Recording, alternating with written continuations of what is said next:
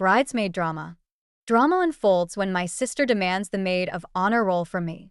My F26, older sister Laura, F28, has made me her maid of honor for her wedding in 1 month, and my half-sister Carrie, F21, is throwing a fit.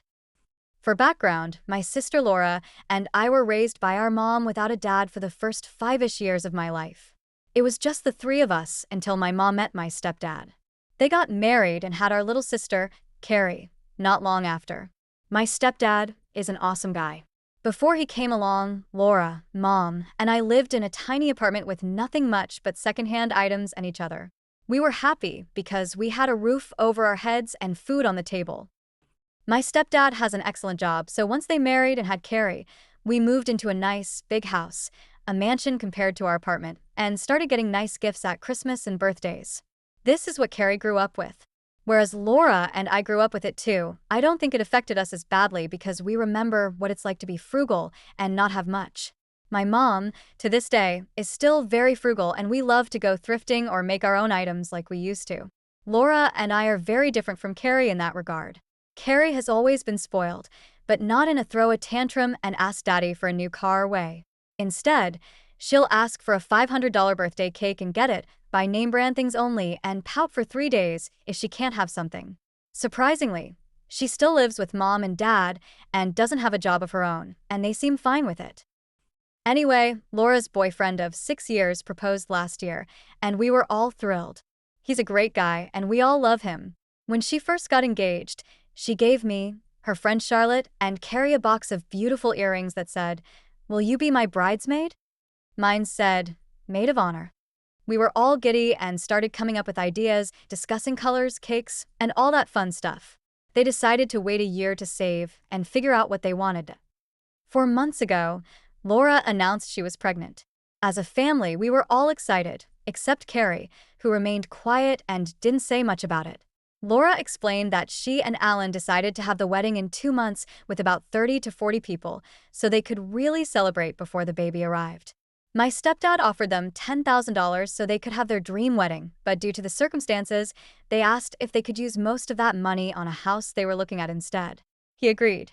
Charlotte, Laura, mom, and I have been frantically planning things, and it's been a lot of fun, except for the fact that Carrie hasn't said much about it from the start.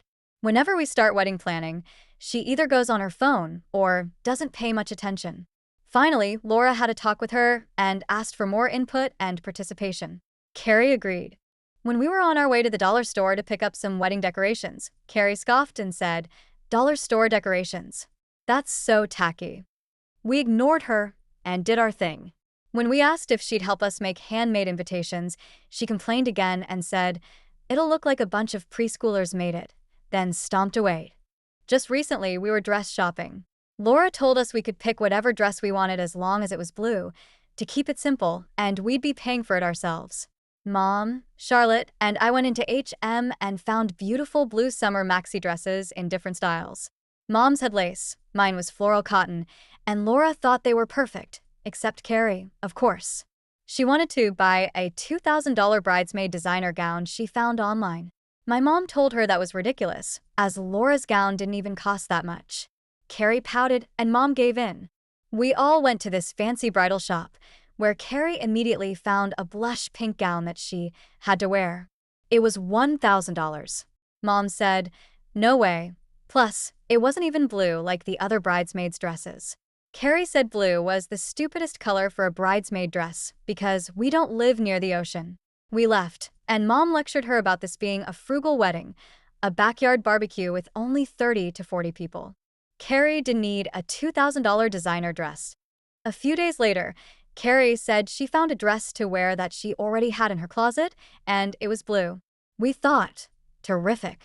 But when we went to Mom and Dad's, Carrie strutted out in her old prom dress from high school. It was a puffy ball gown bedazzled with jewels. She had also outgrown it, so her boobs were spilling out, and it was overall unflattering. On top of all that, she wore a tiara full of sparkling jewels, which she claimed she bought just for the wedding. Mom and Laura were silent, and finally, I had enough. I snapped and told her she couldn't possibly be serious. Wearing a dress fancier than the bride's was one thing, but having her boobs spill out and wearing crown? Who does she think she is? Carrie crossed her arms and said, "I'm the maid of honor. Of course, I'm going to wear a crown." We all fell silent until Laura spoke up and said, "Maid of honor? I made Amy the maid of honor. You and Charlotte are the bridesmaids." This triggered Carrie, and she began screeching. "What do you mean I'm not the maid of honor? You told me I was when you gave us those presents. I got earrings because I'm the maid of honor." I don't know if Carrie truly thought she was the maid of honor or if she mixed up the title with bridesmaid. For the past year, I had been the maid of honor, and she hadn't said anything about it until now. This caused her to have the worst meltdown I've ever seen in my life. She screamed, cried, ripped off her crown, and stomped around until Dad came down to see what all the fuss was about. Through her blubbering, she told Laura her wedding was all wrong. She said the $10,000 should have gone to a nice wedding instead of that ugly brick house Laura and Alan wanted. She also said it was the stupidest idea to get married while pregnant because Laura would look like a fat swan in her wedding dress. Laura, now crying, said, "Fine. You can be maid of honor. You win."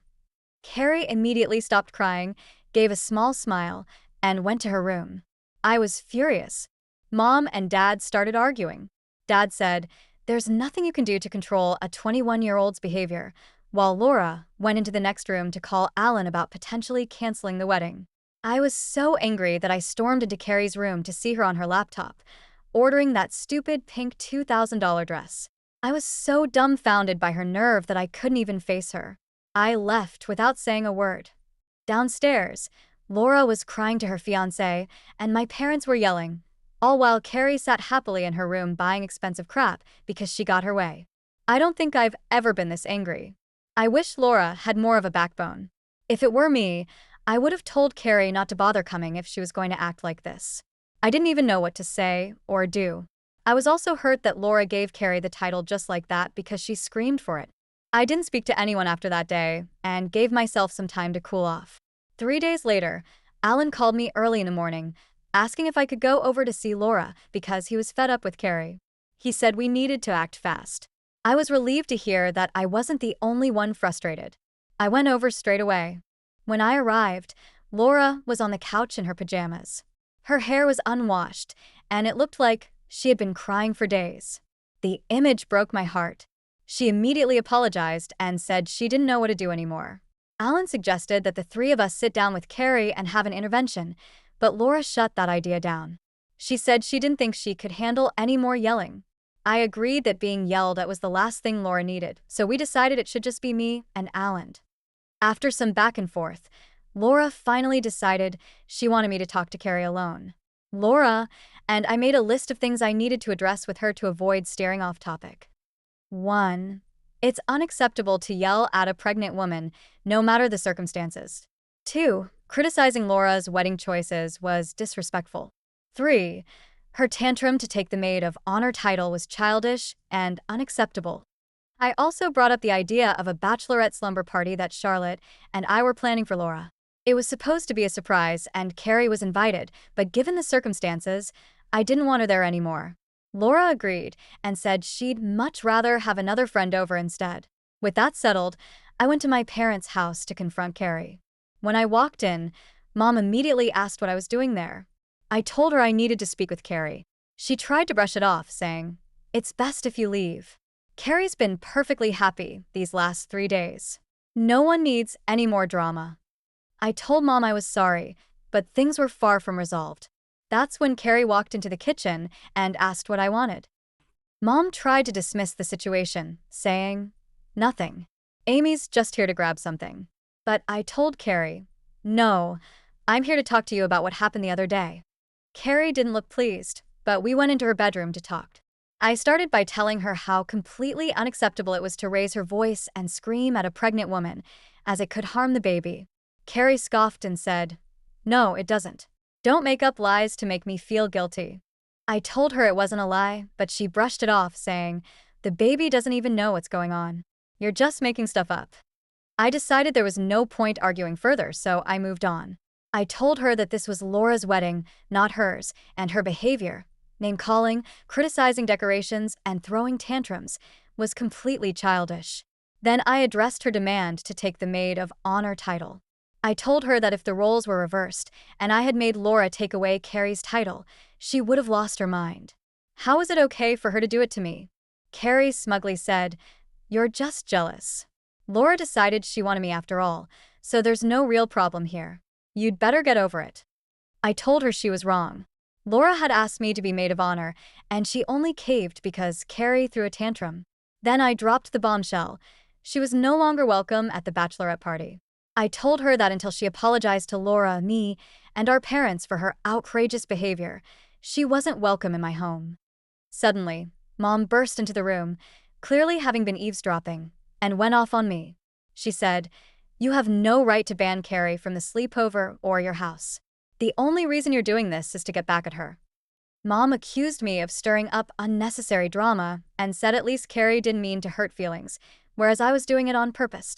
Carrie started crying and claimed, "You're always bullying me. This isn't fair." Mom went over to comfort her, rubbing her back and saying, "I know, honey. She's being very rude to you right now. You didn't start anything." I was disgusted. I turned to my stepdad, who was standing at the door, and asked, "Do you not see what's happening? Did she at least tell you she bought that $2,000 pink dress?" He looked awkward and said, "I think everyone's stressed out. Sisters fight. By the end of the wedding, you'll all be friends again." I had enough. I told them I was leaving and said, "Unless Carrie apologizes, I'm not speaking to her anymore." On my way out, I heard Carrie say, "There's nothing I need to apologize for." I kept walking. When I got home, I told Laura about what happened. She seemed upset but also resigned to the situation. Laura told me that she didn't expect Carrie to apologize and she didn't want to deal with the drama anymore. I told her that I was here for her no matter what and that I supported her decisions, but I also needed to set boundaries with Carrie for my own mental well-being. A few days later, I got a surprise text from Noah, Carrie's boyfriend. He had apparently heard bits and pieces of what had been happening, and he wanted to get my side of the story. He told me Carrie had been acting strangely and that she mentioned some issues with the wedding. I briefly explained the situation, including Carrie's tantrum and her behavior toward Laura. Noah sounded shocked but didn't say much. I told him, "Look, I don't want to interfere with your relationship, but maybe it's worth having a conversation with Carrie about her behavior. Things have been really tense, and it's affecting everyone." Noah thanked me for being honest and said he'd think about it. I wasn't sure what he would do with the information, but I hoped he could at least talk some sense into Carrie. Despite everything, the bachelorette party went ahead as planned. Charlotte and I worked hard to make it special for Laura. We kept it low-key, a night of movies, snacks, and laughter in my flat. Laura seemed to enjoy herself, and for the first time in weeks, she genuinely smiled and looked relaxed. Carrie, of course, wasn't there. I had no regrets about excluding her. She hadn't apologized, and I wasn't about to let her ruin Laura's special night. Laura admitted she felt guilty about not inviting Carrie, but also said it was probably for the best. The wedding day arrived, and tensions were high. Carrie showed up wearing the pink $2,000 dress, complete with the tiara she had bought. She was clearly trying to steal attention, but Laura managed to keep her composure. I was by Laura's side the entire day, making sure everything went smoothly.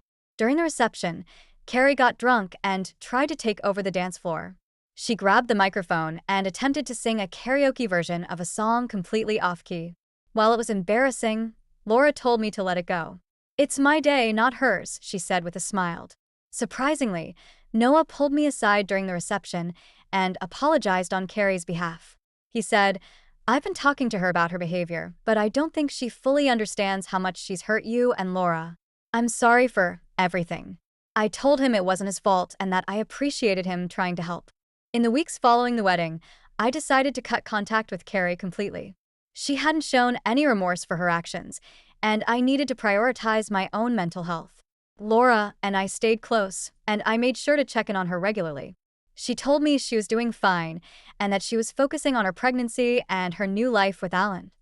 As for Carrie, I heard through the grapevine that she was upset about being excluded from family events, but I didn't let it bother me. Sometimes, setting boundaries is the only way to protect yourself from toxic people.